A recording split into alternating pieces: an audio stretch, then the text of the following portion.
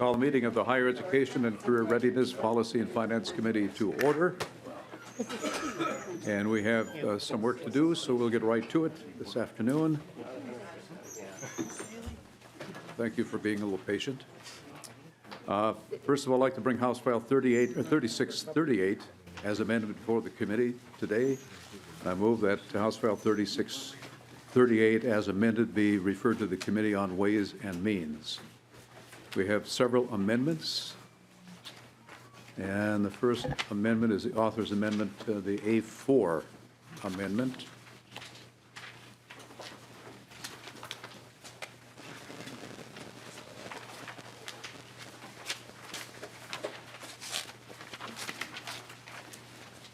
This amendment reinstates some stricken language on page 19, lines 6 and 7. If we have questions?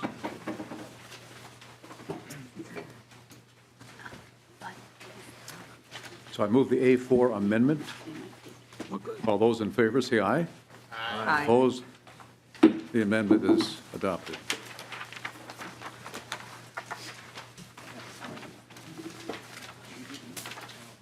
Next, I want to move the A5, author's amendment A5. And this amendment requires the Office of Higher Education to annually report on the balance of the loan forgiveness accounts in the Special Revenue Fund. Questions? Hearing none, all those in favor of the A5 amendment, say aye. Aye. Opposed? That amendment is, the A5 amendment is adopted. Next, we have the A3 amendment. And Representative Pawlowski. Thank you, Mr. Chair. I'll move the A3 amendment, and I'll ask for a roll call. Mr. Chair, the A3 amendment is a variation of the discussion we had in Ways and Means last Thursday night. And this would take the appropriation of $5 million and divide it evenly between the University of Minnesota and the Min-State system, and it would be applied toward keeping tuition down. I'm not going to burden members too much with the entire discussion we had, but we do know that Minnesota is in the top 10 in the amount of debt that students carry and in the number of students that carry that debt. We know that student debt now across the nation exceeds credit card debt. This amendment, while I don't think it goes far enough, at least would put the $5 million where I think it should be put, and that is taking the burden of debt, which these students would carry for a decade or more, off. And so I move the amendment and I ask for a roll call vote. The roll call has been requested. Members, questions? Mr. Chair. Representative Albright. Thank you, Mr. Chair, and I would oppose the A3 amendment. While I certainly agree with Representative Pawlowski on the cost of education, I think that the language that is being stricken actually is undeserving, given the fact that we're giving opportunity to students to move into an emerging industry and career path that holds great promise and has already proven itself to provide a very lucrative and attractive job market, which is going wanting for participants right now, as well as from a statewide perspective, offers us an opportunity to be a nation leading in the area of cybersecurity. I would urge a no vote on the A3 amendment. Representative Pawlowski. No, Mr. Chair, Representative Albright and I don't disagree on the basis. In fact, I think you and I share a number of similar beliefs, particularly with skills and how we should develop them. But, Mr. Chair, this has been a problem that has been festering now for a decade. It isn't going away. This debt is the next big fiscal issue before the nation, and I would hope, while this amendment is a very small attempt to curb that student debt, and I would hope and I would encourage members to vote for it. Representative Jessup. Thank you, Chair. This morning over at the Capitol, there was a leadership breakfast on cybersecurity. We had Secretary of State Steve Simon there, Margaret Kelleher was there, as well as a couple of additional members of a panel. And they spoke on the whole issue of cybersecurity. It was very impressive to hear each of them speak on the urgency that we all need, not only for cybersecurity, let's say with our state systems, but also in private industry. And we think about the protection of each of our individual information, credit cards, social security, everything. And when that is breached, it's a significant, devastating impact for an individual and certainly for a business, or even for the consumers or customers of that particular business. The reason why I bring this up is I just want to go on record as I fully support what Representative Albright has pushed forward to put an investment of $5 million towards this particular subject. I think it's an emerging field for which we greatly need additional employees in this particular market, and I think it is an opportunity for us to put Minnesota forward in an emerging technology area. And when we have these type of opportunities, it's an opportunity not only for the students that enter that particular field, but I would say it's also a huge investment in all of us and in our private industry and also in public government, just for the protection of all of this data. So while I applaud Representative Pawlowski and thinking about student debt, I think the higher opportunity is really the investment that we are proposing making, and I would vote against the amendment. Thank you. Representative Pawlowski. Mr. Chair, and of course, this entire argument revolves around the fact that if we had a target that was worthy of this committee, we could probably easily do both. And unfortunately, we only have $5 million. So I think the choice has to be made, and the roll call will decide it for the committee, and I think in the long run, we'll see which of the two issues is really the most important to this state and nation. Any other questions? Representative Omar. Thank you. I just want to say this gives us an opportunity to prioritize both. And I hope the committee recognizes that, and I hope we vote in favor of this amendment.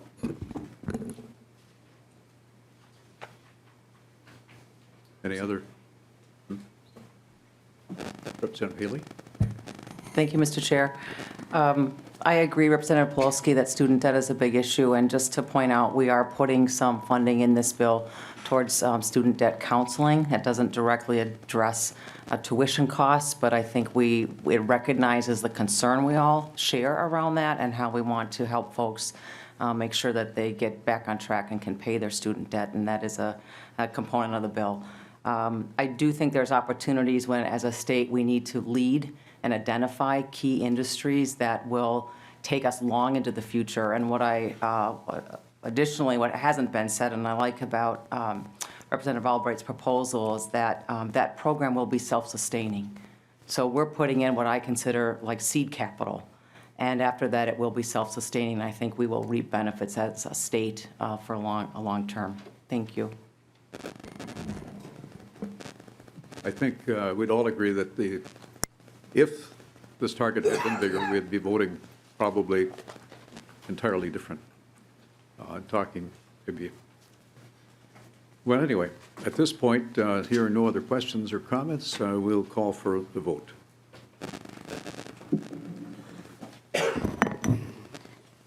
Chair Nornes? No. Representative Christensen? No. Representative Pawlowski? Yes. Representative Albright? No.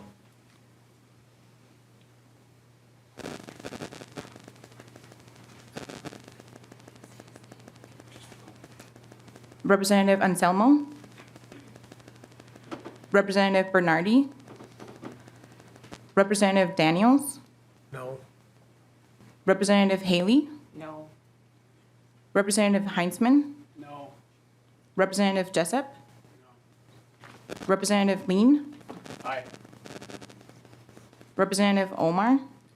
Yes. Representative Pryor? Yes. Representative Schultz? Yes.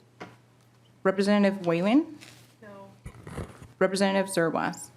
No.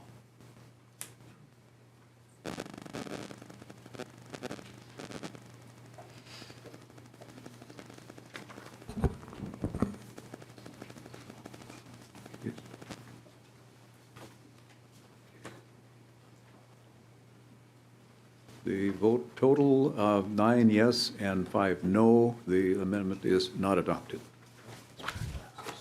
9 yes and 5 no. It passes. Oh, oh, it's labeled wrong.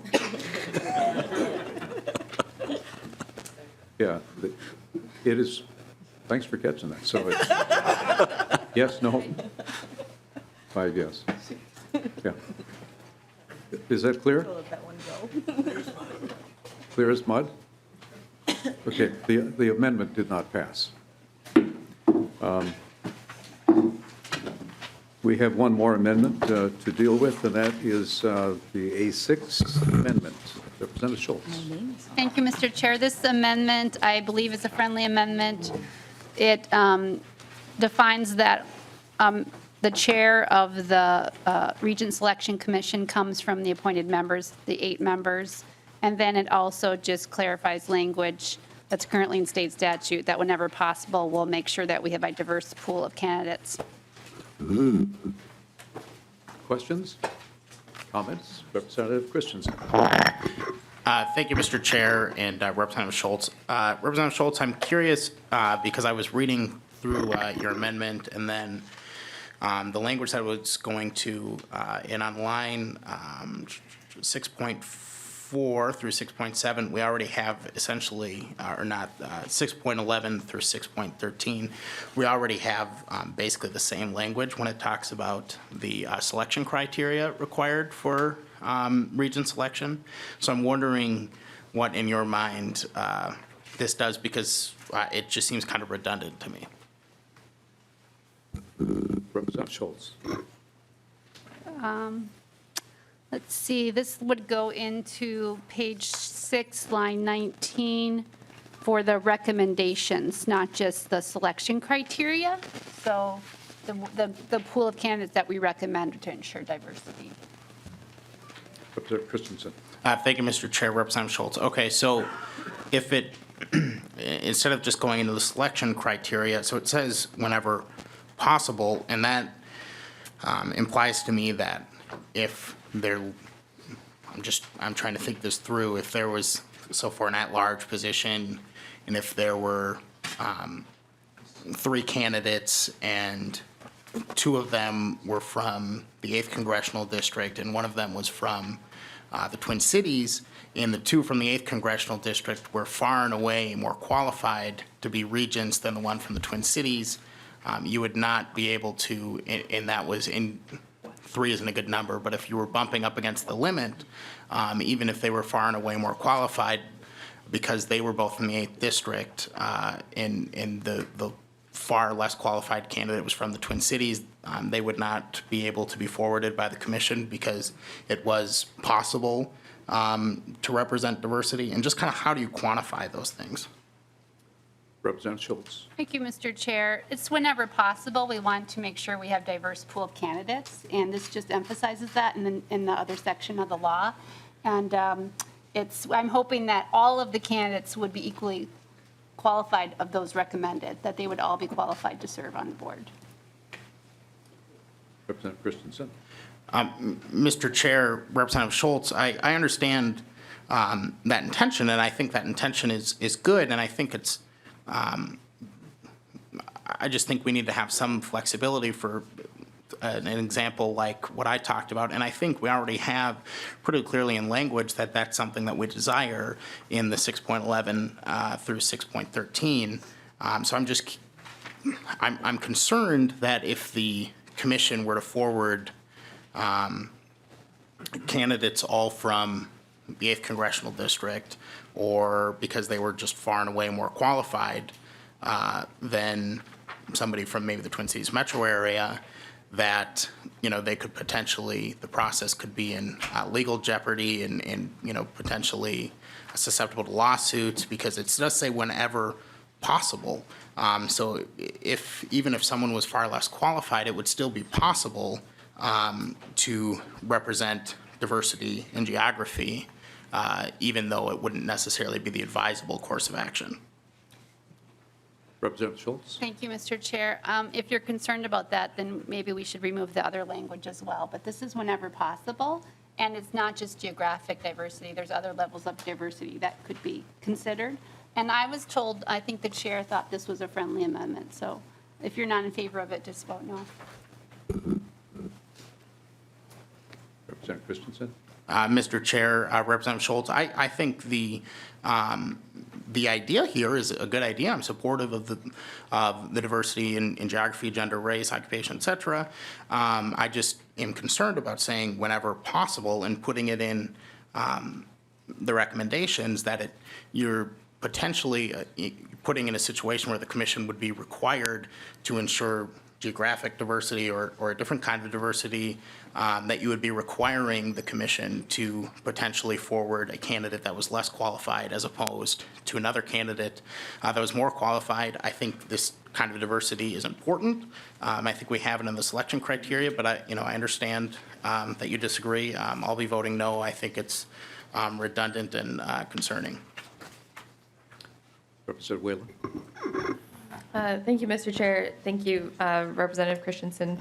I agree, share a little of your concern. And Representative Schultz, I also agree that it's a good intent. I think for me, the difference between the language in current law and this law is that in current law, it's the selection, one criterion must include diversity among other many criterion. But this says to me that diversity would trump all of the others because it says when, like Representative Christensen was saying, whenever possible, which I think is just too vague for me to feel comfortable because of the example Representative Christian provided. But you could think of other examples as well where whether it's gender, geography, race, occupation, et cetera, would say this candidate has this specific diverse thing, even though you might have, 10 other candidates that are technically more qualified for other various reasons. I would just echo Representative Christensen's thought that that wouldn't be an advisable course of action. We do want to promote diversity, and I think that's clear in current law. And so I'll also be voting no, but I appreciate the intent of the amendment.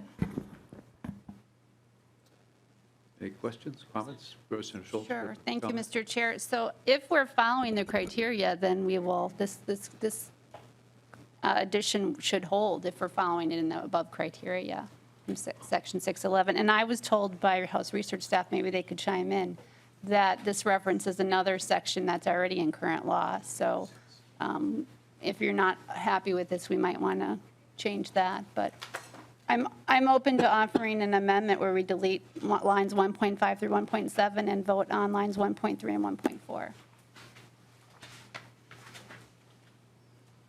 Are you making that an official amendment? I Your would like to amendment? hear from House research. Oh, Mr. Hopkins. Mr. Chair and members, so the diversity categories here are just borrowed from the existing language in statute, which is there on page 6, line 11, when it refers to the selection criteria. Representative Heitzman. Thank you, Mr. Chair. I think that might go to the point that Representative Christensen was making, that it's redundant. Why are we doing it? It's already there. Representative Schultz. Okay, I make a motion to remove lines 1.5, 1.7, and vote on, with a roll call vote of line 1.3, 1.4. Do we need to vote on your amendment to the amendment? All those in favor, say aye. Aye. Opposed? Okay, that's done. So that leaves us with the first part. Any further comments on the first part of the A6 amendment?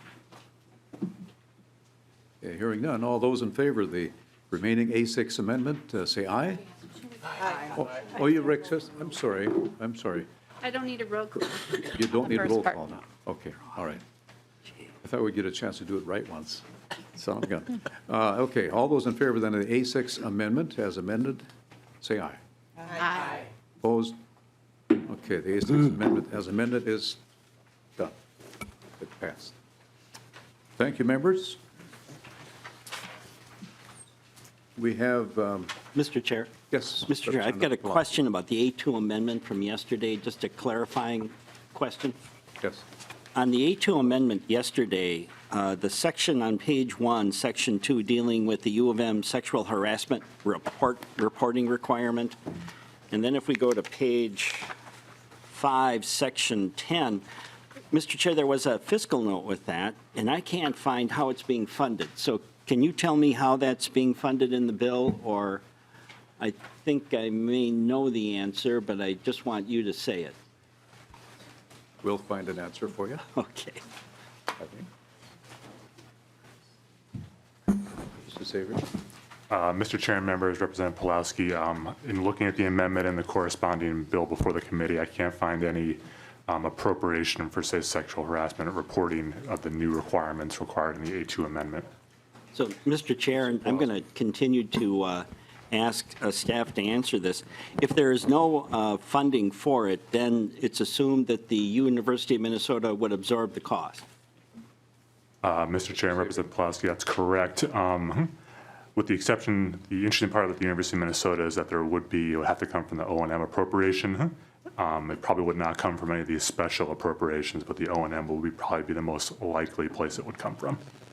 All right, Mr. Chair, there was just a concern, Mr. Chair, because I couldn't find how it was funded. Right. All right.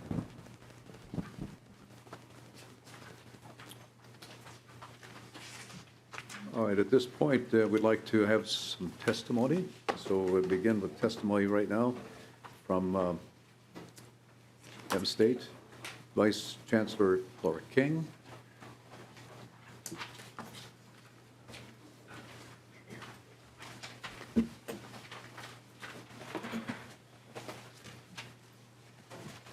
Welcome. Good afternoon.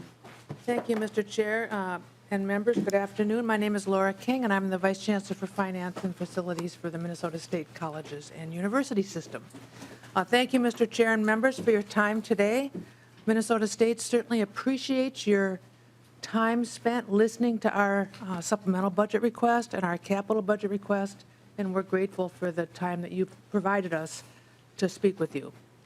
Your committee staff have been terrific to work with, and we appreciate that as well. In the coming weeks, we will continue to reach out to you and your colleagues to talk about our proposals before you this session and the needs our colleges and universities have for both the supplemental funding request and the technology request that I think we had a terrific conversation about in this committee several weeks ago now. As you recall, our board has a request that totals $31 million this session, and it includes money for all the campuses under the rubric of campus support, and it includes resources for us to continue on our technology replacement project, which we've talked about. Our entire request is focused on helping our campuses deliver the programs that are needed all across the state by our communities, our workforce, our business and industry partners, and with your help, they continue to work at that. We're grateful to Governor Dayton for his strong supplemental budget recommendation, and we really want to acknowledge that support here today. Frankly, we believe that our request to you this session was modest, and particularly in light of the fact that tuition has been frozen now for this current year and next year. As I've mentioned in prior testimony as well, the way the bills have been built the last several biennia, with the tails being flat, or in fact, in this biennium, slightly down from the first year to the second year, is really added pressure to our campuses. Our campuses have real financial needs, and the needs for upgraded technology throughout the system is not going to go away. We really hope that you can be a partner in solving that problem with us. I'm sure you will not be surprised that we have concerns about the bill that's before you today. We're troubled both by the amount of the target as well as the way in which it's being directed. If that $5 million that is available to you in the bill were provided as campus support, it would help every campus in the system across the state. Much needed help. We certainly appreciate the work and interest that's been shown in the cybersecurity program at Metropolitan State University, as well as the cybersecurity and information technology and forensic technology and IT auditing work that we have at our colleges and universities. I hadn't looked at this when I was when we went into this session, so I looked it up and discovered that we have IT programs at every single one of our campuses. All of the colleges have programs and all of the state universities. And the campus support request would help us support those programs across the state. The $10 million in campus support that we request would make a real difference in our critical programs. And it's really why we need continued help to support access, as well as the programs that are on the bubble as campuses struggle to balance their budgets.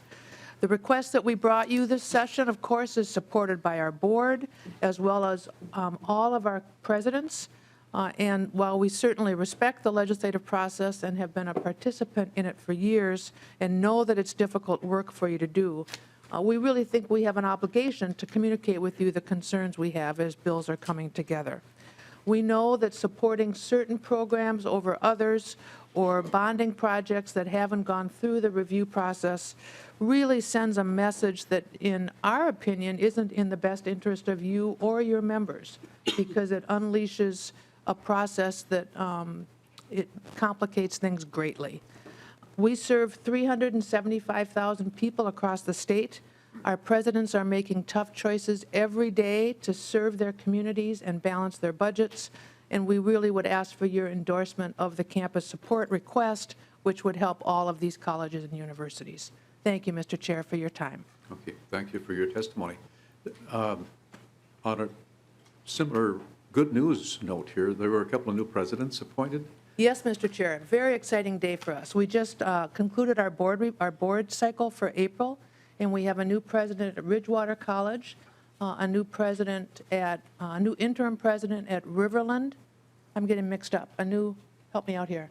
A new interim president at Inver Hills Community College, Dakota County Technical College, and a new, we got one other. M State. Thank you. I'm sorry, Mr. Chair. How in the world could I not remember that? I'm sorry, my head was out of the board meeting, and I was over here, and I had trouble coming back. Putting you on the spot, but I knew the answer to one of those. I know you did. I know you did.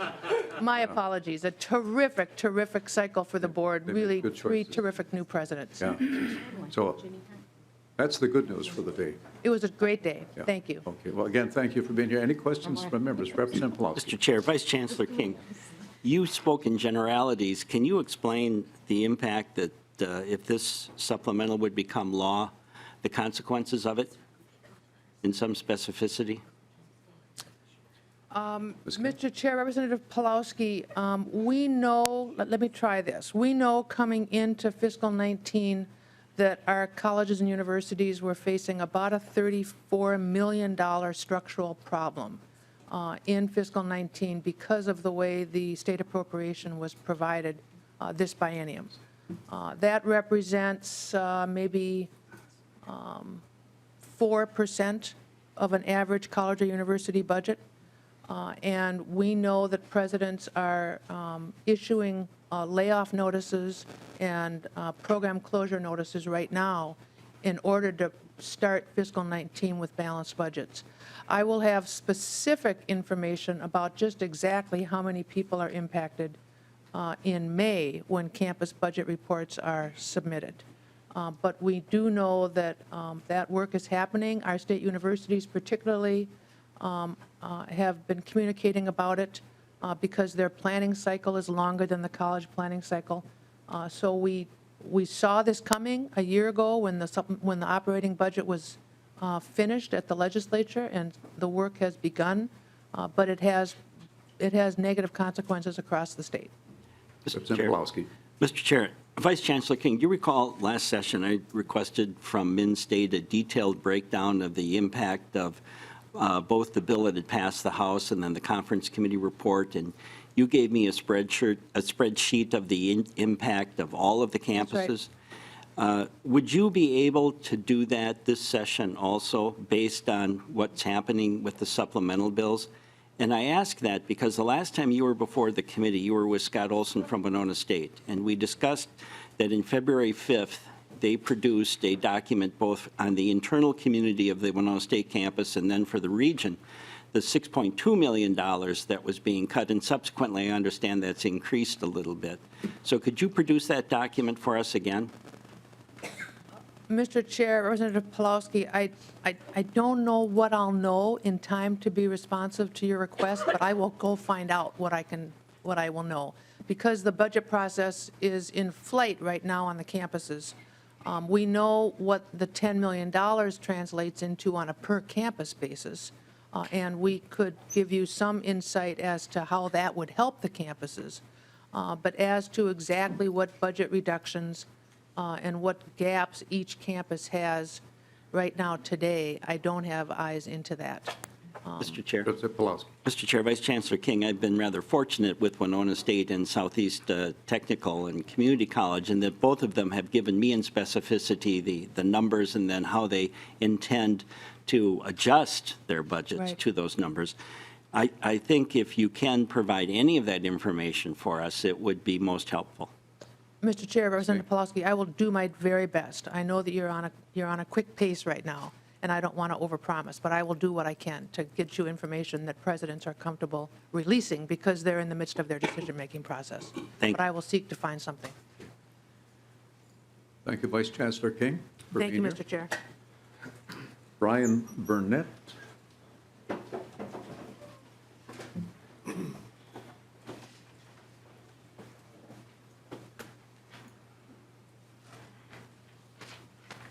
And Trish, is that who's trailing behind you? Trish. Yeah, okay. Yes. Please introduce yourselves and then proceed. Thank you, Mr. Chairman. I'm Brian Burnett. I'm the Senior Vice President for Finance and Operations at the University of Minnesota. I appreciate the opportunity to visit with you briefly this afternoon. When President Kaler came before this committee on March 29th, he stressed affordability for university students as one of our top priorities. The Board of Regents and the President have worked very hard to keep tuition costs down. We've given you data that over the President's term, average tuition on the Twin Cities campus for residents of the state of Minnesota is at 1.5% per year, or below inflation. As you know, there are two levers to the cost of tuition: our ability to be thoughtful and good stewards of the funds we have, and the other is the investment made by the state and its public land-grant university. So this partnership's inextricably linked, and as you know, we had requested $10 million recurring to hold tuition flat for Minnesota undergraduates for the next year. That would save a potential increase that we're looking at in next year's budget between $200 and $250 for every one of our 31,000 Minnesota undergraduate students. We did a quick calculation, and that would benefit over 2,500 students from districts that are represented here on this committee. Further, the $10 million investment would offset a $10 million decrease in state appropriations for fiscal 19 under current law. Similar to Minnesota State, there was a $10 million tail on the university's appropriation that we are seeking to address. We were also pleased that the governor put a request in for this in his budget. As you can understand, we were disappointed that the House did not include resources for tuition relief in your higher education supplemental bill. Without this investment, it puts additional pressure on our budget. Our own university expenditure reductions will continue, similar to Minnesota State.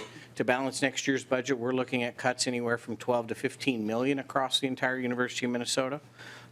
We respectfully request, as you consider through this process, that you consider our students and the university as you move forward in budget negotiations with the Senate and the governor in the weeks ahead. And I thank you again for your support of the University of Minnesota and all that we do for the state. Thank you, Mr. Burnett. And Trish Palermo, is that how it's pronounced? Yes. Okay, welcome. Thank you. Thank you, Mr. Chairman and members of the committee. My name is Trish Palermo, and I'm a senior at the University of Minnesota. I appreciate the opportunity to speak to you this afternoon on behalf of students across all of our system campuses. When university students last came before this committee, we shared with you our stories about why we chose the university and what it meant to be a bulldog or a gopher, an eagle, a raptor, or a cougar. A consistent theme across our testimony was the need to keep college affordable and accessible for all. We were encouraged when the university put forward a $10 million request to the legislature to hold tuition flat for the 2018-2019 academic year, and we were excited to see the governor include this recommendation in his supplemental budget request. We recognize, however, that there are limited funds available for many priorities across the state, and that you are making difficult decisions on how to allocate these resources. Further, we understand that the budget target you were provided was not enough to meet the university's full request. However, we are hopeful that as this process moves forward and you continue negotiations with your colleagues here and in the Senate, as well as with the governor, you will make a determined effort to provide resources to the university to keep college affordable for Minnesotans from across the state. Mr. Chairman, like many of your constituents, students like myself are looking for ways to get a good education at an affordable price. And as a senior, I'm looking out for the students who will come after me to the university. As a first-generation college student, graduating this spring may have not been a reality if it wasn't for the investment made at me to keep tuition low. When tuition continues to increase, it makes higher education seem less and less of a reality for prospective students. We know that to keep college affordable requires a strong and lasting state partnership. I respectfully ask that you keep students at the forefront of your minds in the weeks ahead, and you do what you can to support the university. Thank you. Thank you. Representative Christensen, have a question? Thank you, Mr. Chair. I just have a question. I was doing some back-of-the-napkin math, which you should never do in committee, but I'm going against my own advice. So you said the $10 million would have prevented a $200 to $231 tuition increase for 31,000 undergraduate students. So I was doing the back of the math, and $200 increase for 31,000 students is more like $6 million, and if it was a $231 increase, that's more like $7 million. So I'm just wondering, could you, would you be able to freeze tuition with more like $6 or $7 million? Mr. Chairman, Mr. Chairman, Representative Christensen, I may have misspoke. I said $200 to $250. I didn't say $230. And there's no question that any support the state can give us would help the regions keep the tuition increase as low as possible. But there's no question that the $10 million would, as we put forth, would be able for us to freeze all of it across all 5 campuses. And so the math is roughly $250 per student if we go the full 2%. So, Any other questions? I'm just trying to remember, has there been a time when the university has had a 0 increase in tuition? oh, Mr. Chairman, before my time, and I'm in my sophomore year serving the University of Minnesota, there were at least 2 tuition freezes in the last decade, and I think that many on this committee recall those. There were at least 2 or 3 in the last 5 years, and those were all efforts by the General Assembly to kind of turn around what had been some precipitous increases when there were downturns in state support following the Great Recession in 2008. So there were at least a couple of years where there were freezes. Okay, Yeah. good. Okay. Hearing no other questions, thank you very much. Thank you, Mr. Chairman and members. We have Paul, sir. Paul, I have trouble with your name every time. I'll just call you sir. Welcome. Thank you, Mr. Chairman, You should have committee been a members. Norwegian. I would have been helped. My name is Paul Sirkvenik. I'm the president of the Minnesota Private College Council. It's a nice name, by the way. A few too many Ks in it, Mr. Chairman. Okay, go ahead, please. Thank you for the opportunity to testify briefly today on behalf of Minnesota's private nonprofit colleges. With the resources you have at this time, we appreciate that you've chosen to make an investment in the state grant program in this bill to cover the projected modest shortfall in state grant program funding that exists at this time.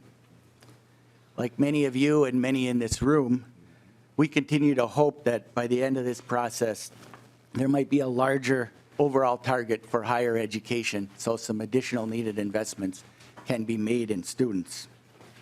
In a time of limited resources, the state grant program is an extremely good place to invest in because it targets tuition assistance to those students who need it most, students from low and middle income families at all colleges, public and private.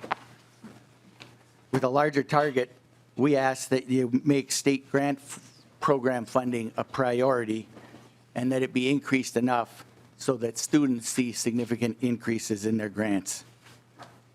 Low and middle income students face financial gaps and bigger barriers to access and college completion than other students, and it causes them to borrow more, and it causes them to take longer to graduate or perhaps not to graduate at all.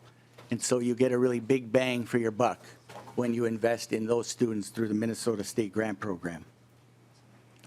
I do want to thank the authors of our state grant bill, Rep. Zerwas, Nornes, Pulowski, Christensen, Albright, Omar, and Slocum. And I want to thank all of the members of the committee for taking the time so far during this session to meet with our students on the many days that they've been here to talk to you about their college experiences and who came to advocate for the state grant program. Thank you. Thank you. Questions from members? Always good to see you. Thank you. We'd like to call up next Larry Pogemiller, Commissioner of the Office of Higher Education.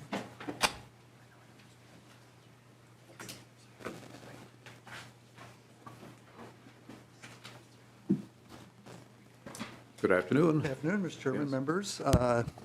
Thank you so much. I want to first start by thanking you and Ms. Hennon for your courtesies, as you always have shown our office. It's a pleasure to work with you and makes it very pleasant. Thank you. Obviously, let me state the obvious. The governor certainly would have hoped you would have found additional resources to fund some of the items that have already been suggested today that were in his budget. He very much appreciates you adding all the various policy provisions that have been requested by our office, and we thank you for that. With that, I've also been asked to remind you, even though it's not your decision directly, that he would like to see budget and policy items separated as the process proceeds. He sent a letter to the leadership regarding that. And I know you don't get to decide that. I just was asked to point it out. One thing I wanted to mention that as you go forward, that is an opportunity that would be unfortunate to lose, and that is the ability to transfer money from the occupational scholarship program that is not being used. That's the free college provision you did several years ago that served about 865 students, but there's excess money. The governor's suggestion is that you redirect that $1 million roughly to a program that we've been working on with Min State. It's called Minnesota Reconnect, which is an over 25 student who's got at least 15 credits. And there are 4 institutions at Min State that are in the process of potentially hiring staff to help them bring about 500 students back to finish their degrees.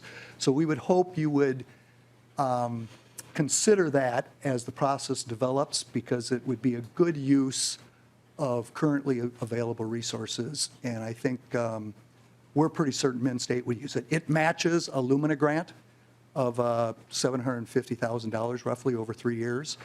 And so without this transfer of money of currently available resources, Min State will significantly have to scale back the effort for those over 25-year-old students. So we just hope you keep an eye open for that, Mr. Chairman, if an opportunity presents itself. All right. Questions of Commissioner Pogemiller? Thank you. Thank you very much. Next, Mark Grant from Minnesota State College faculty.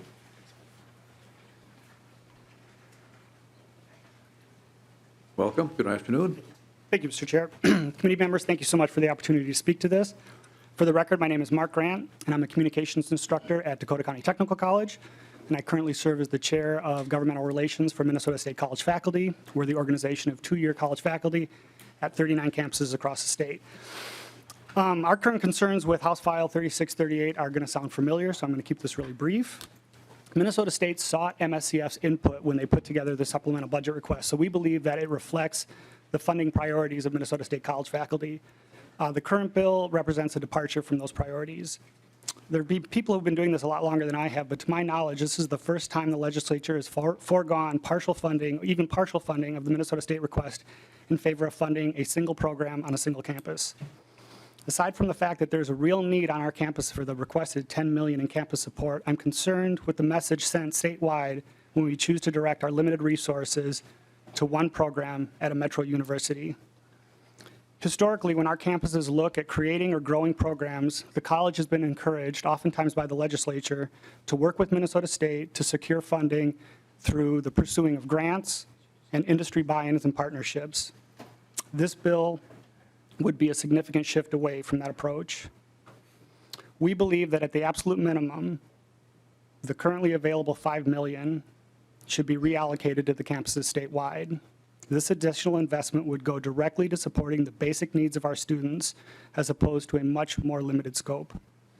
Given the ongoing financial stress of our campus, that our campuses are under, this is simply not the time to single out individual programs on limited campuses. Thank you so much for your time, and I'll be happy to answer any questions. Okay, thank you, Mr. Grant. Any questions? Nope, we got one for you. Representative Jessup. So close. Thank you, Mr. Chair. Mr. Grant, a separate topic, Yes. but somewhat on the order of finances. Earlier this session, we had another representative, Representative Knobloch, came forward with kind of more of a long-term decision idea just for discussion, and that is we have the administrative home for Minnesota State in downtown St. Paul. And the question is out there for debate as if the administrative offices were to be relocated, potentially on a financial basis, to one of the campuses, would that cause friction between the staff, professors, and so forth at each of the campuses if the administrative offices were located on one particular campus? Mr. Grant, can you? Hi, thank you, Mr. Chairman. Representative, I'm not entirely sure I have the scope of knowledge to be able to speak for all campuses. We currently have a system where we do have some human resources hubs at selective campuses, regional campuses across the state. Just anecdotally, I haven't heard any particular animosity about that aspect of Mid-State's function being on our campuses, but I can't speak to the sentiment of campuses across or faculty across the state. There may be some other sites. Now, for example, at M-State, my college in my town, they do payroll, I know, for a number of other campus sites. I don't know how many, but so there are some programs like that already happening out in greater Minnesota. So, any other questions, Mr. Grant? I think now you can go. Thank you. Very good. Thank you very much. Next, from Minnesota State University, it's Jenna. Is it Chernenak?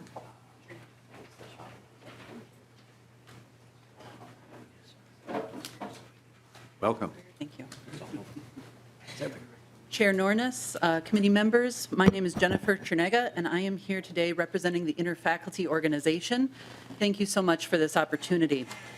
20-some years ago, I sat before a legislative committee as a high school student from Stillwater, talking about the value of public education and asking for continued investment in the K-12 system. Today, I return now as a professor of sociology at Winona State University and the president of our faculty association there, to talk again about public education, this time higher ed, and ask for your continued investment in the public system that will sustain Minnesota in the future. I appreciate you allowing me this time to share the faculty perspective on the bill before you. We appreciate the recognition by this committee that our programs face real challenges trying to meet the needs of the state when resources are not available to invest in the tools we need to expand high-demand programs. That is why we've been urging the legislature to fully fund the Minnesota State request before it freezes tuition. The supplemental budget proposal from Minnesota State this year simply asks you to fulfill the unfunded portion of the tuition freeze for FY19, although even the full $10 million would only serve as a Band-Aid when our campuses need a tourniquet. Chair Nornes and Representative and former Chair Pawlowski have been steadfast supporters of state public higher education and have begun to shift the curve of state investment back up. However, there is still a long way to go to return us to the historical and statutory level of state funding the 2/3 of the cost of attendance at a state college or university. We are still below 50%, which has shifted the burden to students and families and led to an unsustainable rise in student debt. In 2013, when tuition freezes were first used by the legislature, they were fully funded. The last two biennium, we have appreciated your support, but the tuition freezes were not fully funded. In 2015, 2016, there was a $21 million biennial shortfall, and last year's budget has the $10 million biennial shortfall. The impacts of these shortfalls have begun to compound on our campuses. You may remember a few weeks ago when Winona State's President Scott Olson testified here about our budget reduction efforts. You're going to hear me say something you might not hear often from union leaders. I'm very grateful to our administration. We presented Scott Olson with budget priorities that emphasized maintaining student experiences, the people that make up our university, and the value of tenure.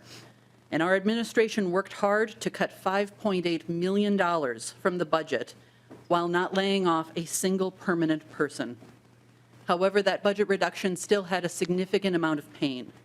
33 full-time faculty positions were lost through attrition, either retirements or elimination of temporary positions. 33 full-time faculty positions. In fact, 75% of the positions lost at the university were in faculty, and half of the budget reduction was achieved through cutting these full-time faculty lines. Some departments were devastated by these reductions. Our economics department, which provides gateway courses to our entire College of Business, was cut almost in half. Likewise, our accounting department, which prepares students for excellent jobs in business, was cut almost in half. Our criminal justice department, cited as the best in the state by the post-certification board, faces the choice of either staffing their law enforcement track or their corrections track. Positions were lost in our College of Liberal Arts, our College of Science and Engineering, our College of Nursing and Health Sciences, our College of Business, and our College of Education. These lost positions mean fewer courses for students, longer waits to get into classes, fewer options about how and when students can take courses, and longer times to graduation. That hurts our students, and it drives up student debt. Rather than focusing $5 million supplemental appropriation on the creation of one new program at one university, help us make these departments whole. A supplemental appropriation distributed across the Min-State campuses would provide enough funding at Winona State to make one or more of these departments whole, so that we can prepare tomorrow's police officers, accountants, nurses, teachers, and entrepreneurs. My colleagues from our other 6 respective state universities have dealt with even more dramatic impacts than Winona State. Currently, each of your state universities is facing similar and extraordinary challenges. We urge the committee to invest in our campuses for the same reason you're compelled to invest in this one program. Thank you very much. Thank you for your testimony. Comments, questions from members?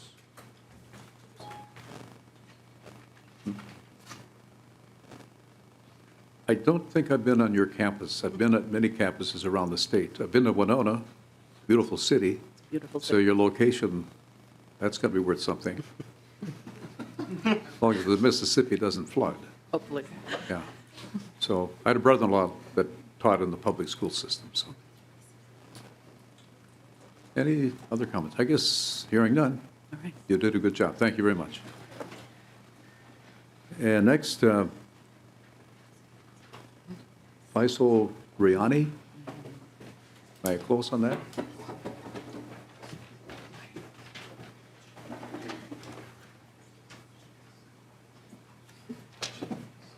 Welcome to the committee. Thank you. Thank you for pronouncing my name correctly. You did a good job. I did. Wow. Absolutely. I should do it again. But go ahead. Good afternoon, Chair Nornes and committee members. Thank you for the opportunity to speak with you today. My name is Faisal Rayani, and I'm a student at Minnesota State University, Mankato. I will be graduating in May with a degree in Computer Information Technology. I'm also the state chair of Students United, an organization that represents the students of the 7 state universities.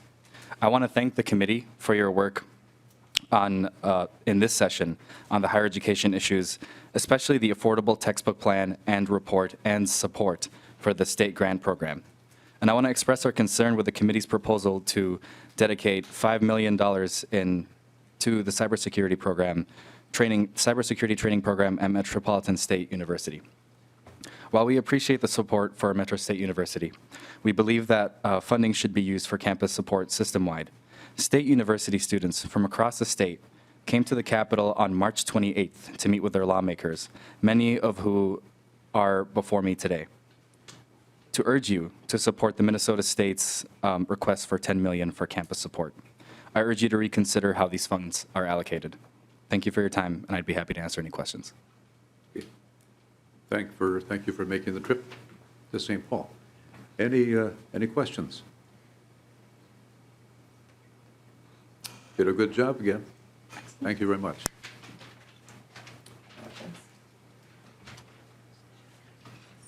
Any of the testifiers that want to? Anyone? This could be our last committee meeting of this session. However, it's possible we might have an informational meeting at some later date. We do have to deal with the regions. Don't forget about that either. Representative Schultz. Mr. Chair, yes, I was going to ask about the process for regent selection. I know we haven't really talked about that. I know application deadline was Monday. And so can you give us an update on the process? Well, Monday was the deadline for those that want to, Applications. the applications were due then. And I believe we have five names. And now we're just checking with the Senate to arrive at some dates. And we're still operating under the current process.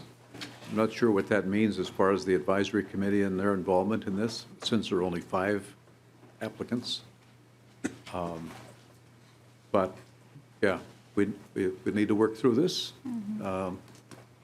So, Representative Schultz. Sure. So I believe RCAC has not yet met about this. That's Are we going to be bringing the applications to the joint committee? Or is RCAC going to be reviewing applications and making recommendations? I don't think RCAC maybe will be involved. Okay. Again, since it's just the 5, I think. But it's fluid, like everything. So it'll be accomplished, I believe. So as I was saying, we may have an informational meeting at some other date too. Just don't go home yet. Okay. Okay.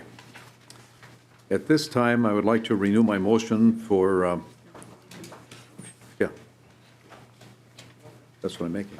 Yeah. I'd like to make a motion to authorize the reviser and the nonpartisan House research and fiscal staff to make any technical corrections that are necessary in the bill before it is engrossed. Those in favor of this motion, say aye. Aye. Opposed?